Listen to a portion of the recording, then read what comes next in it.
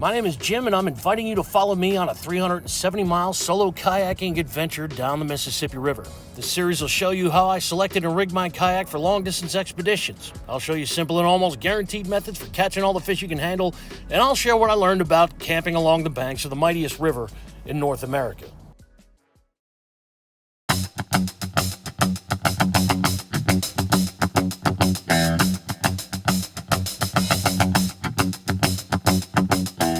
So after what seemed like 100 hours of research, I finally threw in the towel and decided that I needed the help of professionals. So I went to Mid-South Floats down in North Mississippi, and I spoke with Todd and his group of guys there at the store.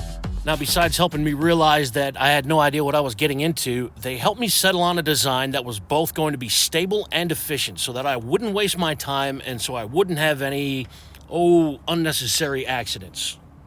Now, the boat we selected is kind of a hybrid between a canoe and a kayak. It's from Native Watercraft, and they're out of North Carolina. Here you can see us looking at the possibility of fitting a rudder to the system, but it looked like we were going to have to order one. I didn't have the time, but I really wish I had.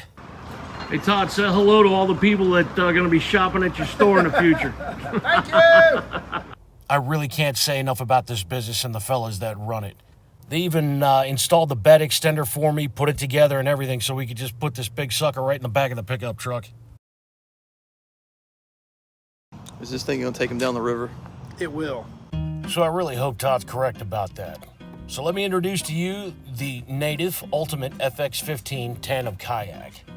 It's all plastic, roto-molded kind of stuff, but the workmanship, the quality, it's obvious, it's apparent. Fine craft. It's got loads of space and weight capacity, especially once you convert it over to the one-man configuration. It's a fast boat, partly because of the length of the water line, and it's a stable boat, partly because of the tunnel hull type design. The seats are supposed to be all day long comfortable, and of course, like most other kayak seats, they fold down flat when you're transporting the boat. Now, I don't know what you call these things you rest your feet on, but they offer plenty of leg room for a tall paddler. They are easy to adjust, and there's 3 sets of rails for them to ride on so that you can have good solid foot placement whether in the single or the tandem configuration. The seats ride on a sled of sorts that allows you to further optimize your weight distribution beyond the actual loading of your kayak. Now, both of the seats are easily removable, and a thwart that runs across the middle is also removable and can be changed for the one-man position. Once you remove that, the next step is to remove the front seating position. Once you pull the front seat out, you'll notice that inside the kayak, hidden by that front seating position, was a couple of rails that allow you to move the foot pegs forward. Most attachment points on the kayak have a brass ferrule in there to screw to. It's a much more durable solution. All you have to do after that is set up the seating into the center position, screw it down to the rail system through the ferrules, and you are ready to go. I especially like the cutouts under the seat that are made to hold a couple of clear plastic tackle boxes. All of a sudden it was time to leave, and I am just about positive that I'm not ready for this trip. But we're gonna go anyway. Let's just go.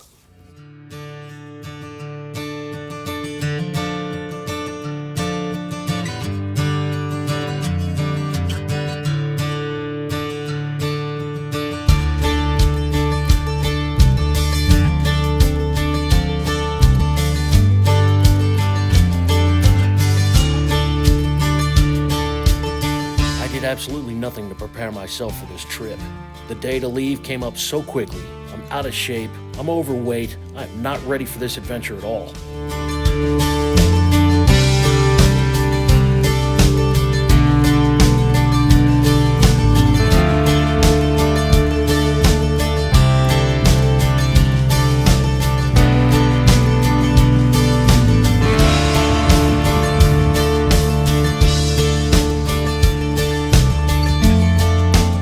You know, I didn't even notice until I watched this time lapse. Look at this buoy come floating into the frame. They're not supposed to be drifting around like that. There's a lesson. Don't trust them. I didn't film too much of setting up the first campsite, but we'll go into all that gear later on in the program. I spent a lot of time initially figuring out how everything works, trying to optimize the quality of my campsite, and get my dinner, my act, everything else together before the sun went down. I didn't film very much, but all you would have seen is a big dummy stumbling around trying to figure out what the hell is going on, so you didn't miss anything.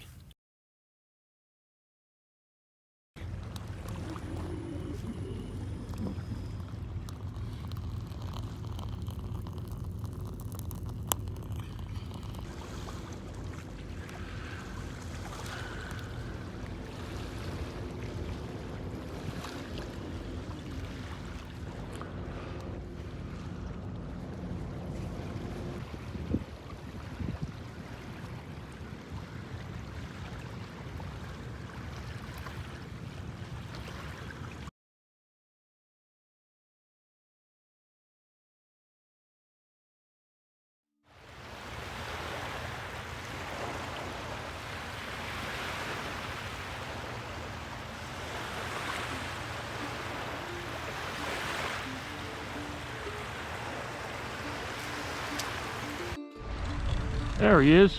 I got you, fool. Let's see what we got though.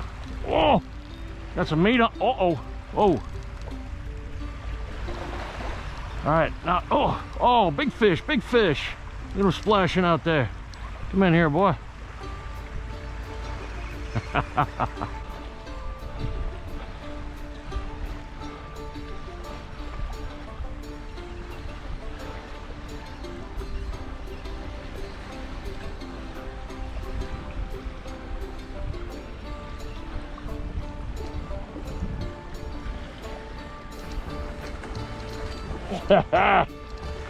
Oh, dude, nuts. Oh, get up here, boy. Look at the size of this carp. Come up here, boy.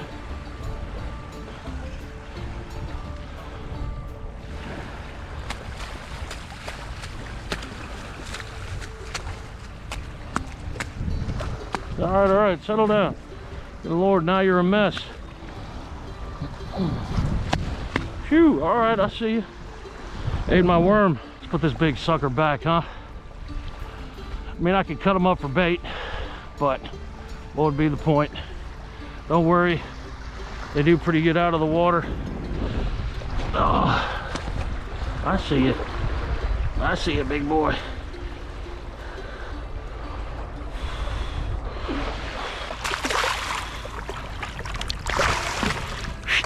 There he goes. That was great. That was great. Very basic bait rig, just like we use in Grand Isle in the surf. I got 20-pound fluorocarbon down to a live bait hook, but not the kind of live bait hook that's like a bait holder. Live bait like for a live skipjack herring I'm fixing to put on the end of this thing when we get moving tomorrow. See how we do. It's a nice spot with a lot of current going by the point. Everything's washing over this thing.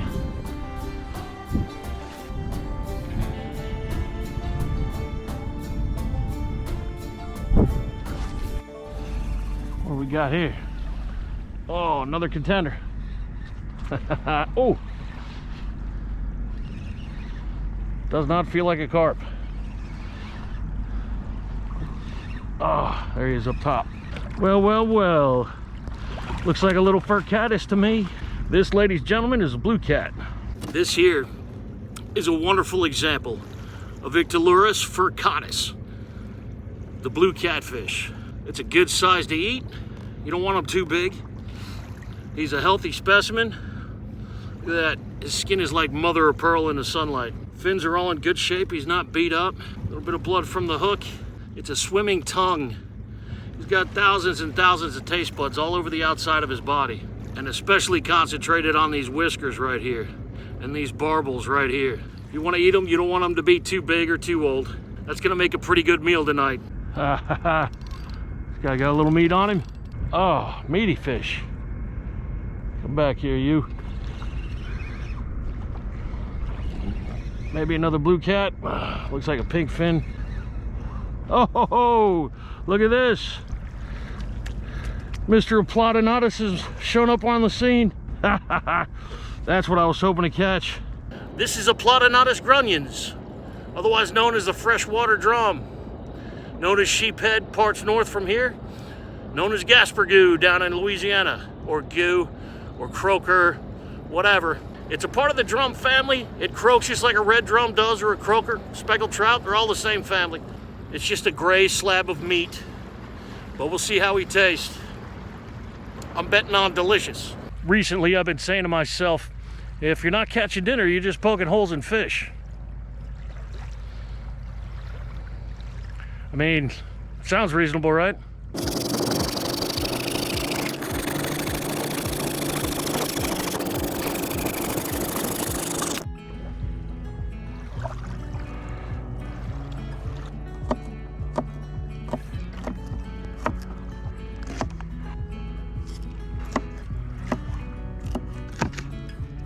Freshwater drum, blue catfish, Fresno peppers, and some garlic.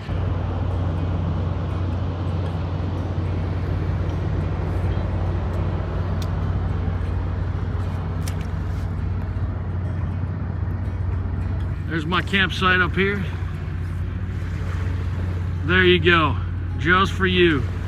Water's gonna come up about 2 feet today, and I don't want to catch me in the middle of the night, so I went back there a ways.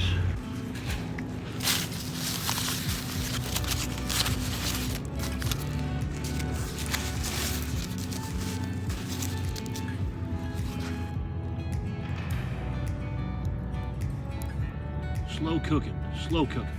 All right, that's a blue catfish. A couple of peppers in there, some garlic. I could really use a table out here. Got my spoon, fork, knife. This catfish tastes just like catfish. Yep. I'm gonna enjoy this, and I'll get back to you. And the freshwater drum, a little more firm, not as mushy, you know. And I know this is gonna taste good. I love freshwater drum. The Gasper do taste good to me.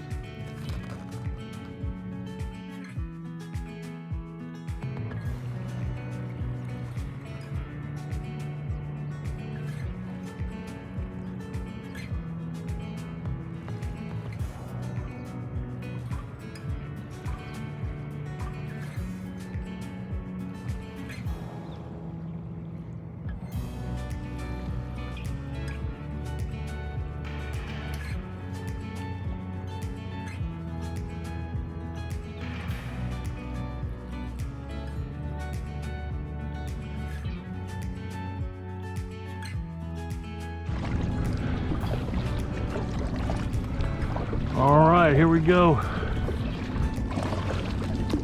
Let's do another day. See how far we can get. See if we can catch some good fish. See if we can find a way to enjoy ourselves even more.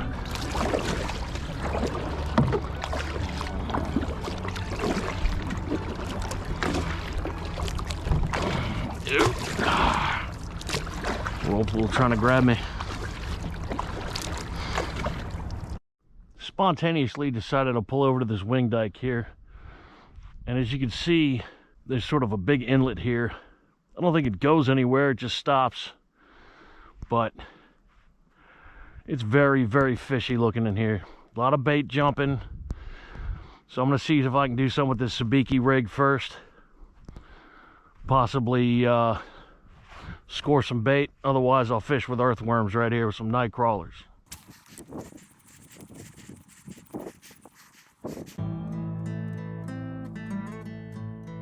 Ooh, these worms are lively. Somebody good size decided to grab this. Strange fight. Big fish, but just so goofy, like it's like his tail keeps hitting the line, or he's tangled up or something. Guessing catfish with his spines out rolling around. Oh, dude, I knew it.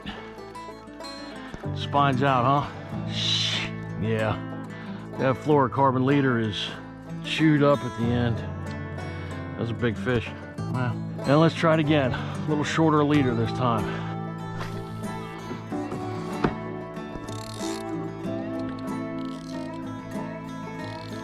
All right, let's see what happens. Oh, well, it's got some meat to him. Meaty. Oh, let's see if we can get him around this. I was just about to put the rattle trap out.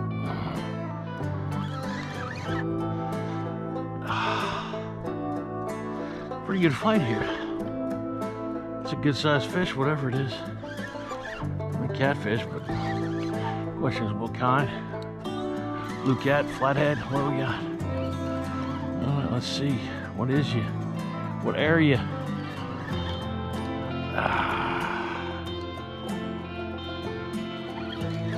Big blue.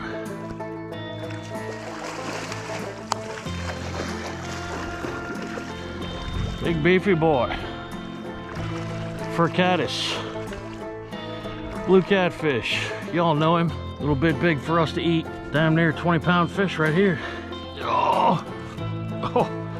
Oh. Oh. Meaty. Right on the inside, right in the corner of the mouth. Perfect circle hook. Thank you, sir.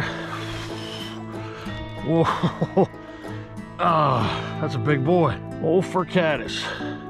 That's the blue cat, ladies and gentlemen. This is what you call prime specimen. Hear him rubbing his pectoral fins, rubs them together. See that? And whatever method he uses to lock them out makes that noise. We're gonna go ahead and let him go back. I'm saying this dude's 17 pound, maybe more. Whoa, God, almost took my damn fish grips with him. That was worth the stop. I knew this little wing dike is gonna be productive. That was worth it. Yes. What a trip so far, huh? So far, we're killing it. That was a big old blue cat on worms. That was pretty good. Pretty good. Get a little suntan, eat a little lunch, catch a fish or two. Lost the first one, probably a blue cat, similar size. Second one come up nicely. Earthworms, no problem.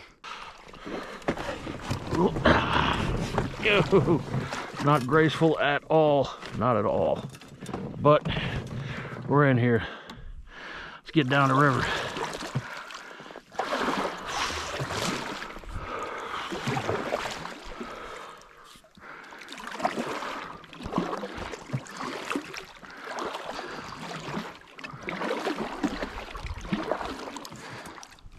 Found a wing dam here that's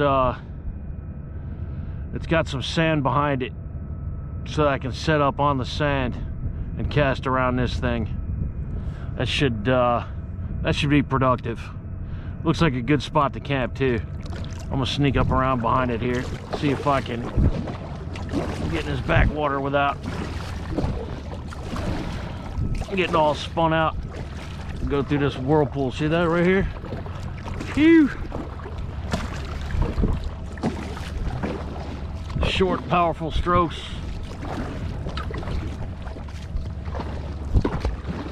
Oh, yeah. Damn, boy.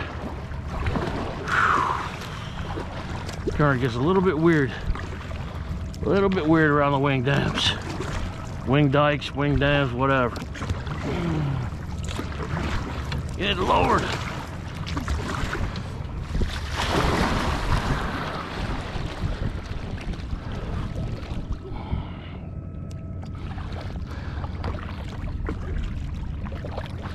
Just sort of decides what it wants to do for you. Water's gonna come up 2 feet, maybe 1.5 feet. So let's go over here a little bit. I'm gonna get us some firewood. Looks like there's plenty of it up on the wing dike. Yeah, this might work out nicely. And so endeth the third day. I set up camp, made a freeze-dried dinner, and took my sore body to bed. So I set up camp, and these guys, God bless them, they're setting up the dredge. There's water, I don't know if you can see way back there in the tail there. There's water spraying out of that hose. I got a feeling this thing's gonna be making ruckus all night long. I'm so glad I set up camp here. Although it's a pretty good spot. Like a little city out there, but it's just a couple of boats. This is just the first 3 days of a month-long trip, and let me tell you something, it gets better from here. Sub to the channel so you don't miss an episode.